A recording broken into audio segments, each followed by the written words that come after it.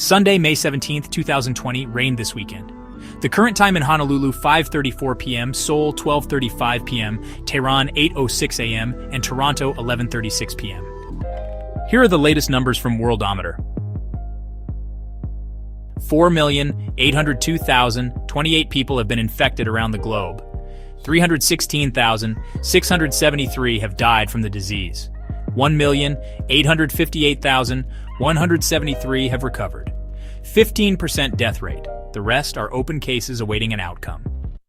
Once again, the last chore of the week is writing this entry. The pandemic continues as my lifestyle remains fixed at home, watching empty streets for the occasional walker, maintaining social distancing. Investing in crypto has been another adventure. It's easy to stop without financial rewards. While the idea of blockchain technology could be beneficial to the banking industry, they would most likely create their own. Bitcoin remains the gold standard while no currency has proven immune to hackers. It's the wild, wild west on digital currency. Nothing happening with the task force at the White House. However, they all might have coronavirus from people testing positive on Capitol Hill. Washington, D.C. no longer a safe place without a mask in public space. Now the healthcare coup as they claim the country can reopen as if the pandemic disappeared. To be fair, they warn of a resurgence in cases. It could be like the Spanish flu so many years before. Don't worry, we've all been through this and survived as a species.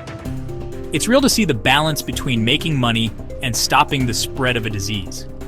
We can only stay at home for so long before the burden of paychecks forces us to put our lives in jeopardy as we prepare to wear masks and keep social distancing while around others.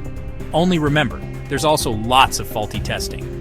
A lot of people in the count might not have had COVID-19 to begin with, while others could have died from delays in medical checkups caused by lockdowns. Somehow, it's all becoming a distant memory, and people want to get back to work. The whole world took a collective vacation to celebrate the Chinese New Year. We are now braving it, waiting for a vaccine. Only now we know what we're up against. No one really knows. The FDA cannot figure out what's the impact of CBD. It's been around for almost 2,000 years as a contributor to human civilization in more ways than just CBD. Yet a new disease, that's where they get the word for coronavirus, has already been solved with a vaccine to fight it in development. This is the first draft of history, living in the moment. Not knowing the outcome, yet seeing the potential for the hemp revolution to finally realize its mission to save the earth after having been made federally legal by the current president, only to be unfairly attacked by the same federal government, ultimately chopping down a growing boom sector of the economy. MAGA hats made from American hemp, now a pipe dream of what could have been not so long ago before this global pandemic. Only time will tell if history books even record President Trump next to William Randolph Hearst as someone that contributed to the demonization of the hemp market in the United States. Your author feels it's very likely any discussion of this could become erased from the official record. That's why this pandemic manifesto, much like the hemp manifesto, remains important to share in this forum. We must remember what has happened again so that we can continue to pull hemp into the political discussion as another tool in helping to solve the climate crisis that threatens us all, or so we've been told.